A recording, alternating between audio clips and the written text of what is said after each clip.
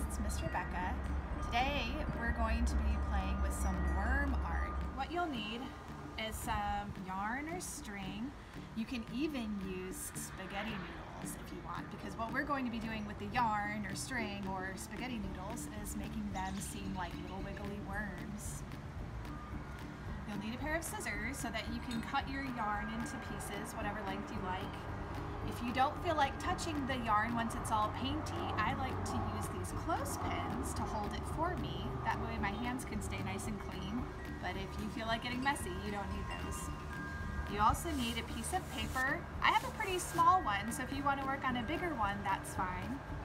And a plate full of paints. All right, our first step is to take our yarn, cut a little bit off like this. Then you'll take your clothespin and pinch the yarn. So it's like this.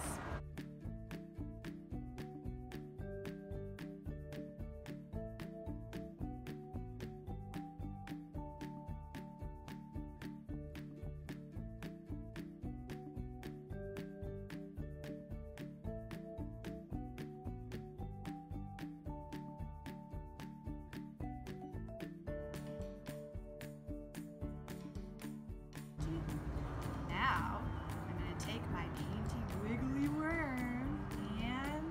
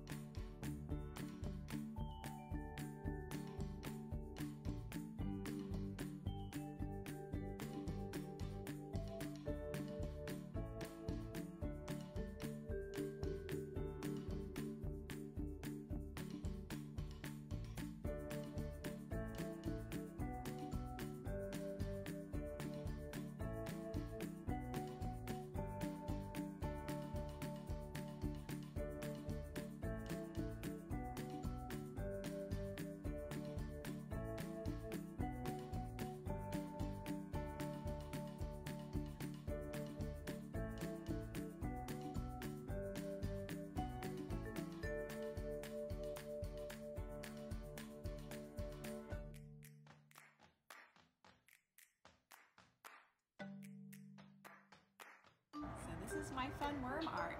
When this is all dry, I'm going to cut this out to look like a big squiggly wiggly worm, and then we're going to do another part. I'll show you that next.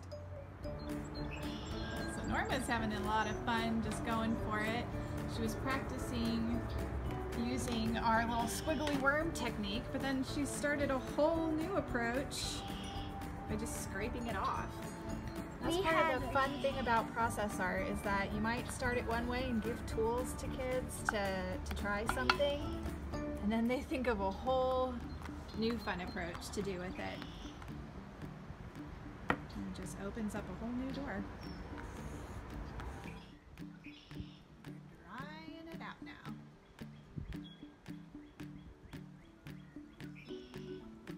Alright, so Norma's now going to do the next part. And she's gonna fill up this bowl all full of soil. We're gonna leave a little bit of room because we're gonna add some water and turn it into some mud paint. So now that Norma's got her soil from the garden, she's gonna add some water. She's gonna mix it all up with that stick. You see the stick I got for you, Norm? Mixy, mixy, mixy.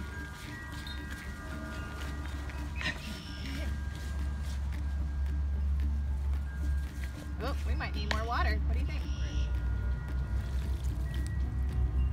Mix.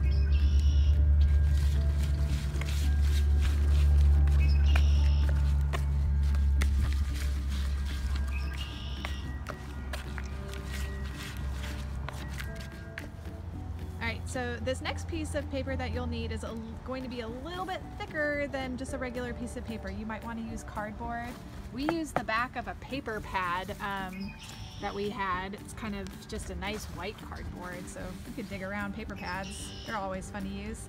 All right, so Norma's next step is she's going to take a big shovel full of her wet mud or mud paint and just smear it all over that paper.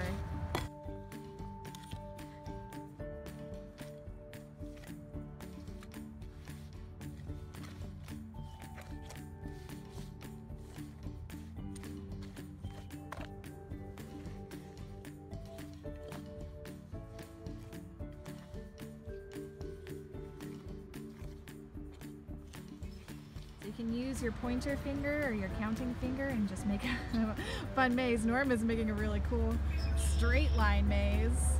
Sometimes, ooh, see, she's making some more organic shapes.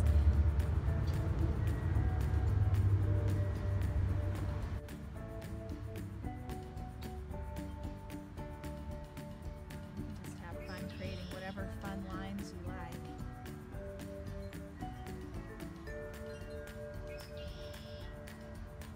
Notice we're out in the grass.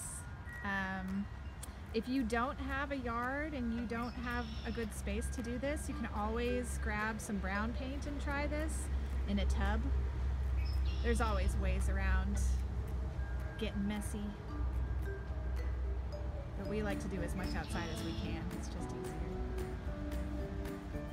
So this next step, now that your process art Wiggly Worm piece is all dry, you can take a black marker or a different colored marker and draw a worm that you're going to cut out. We're going to turn this worm that you draw into a worm puppet that will eventually be able to travel through your maze. A little underground tunnel.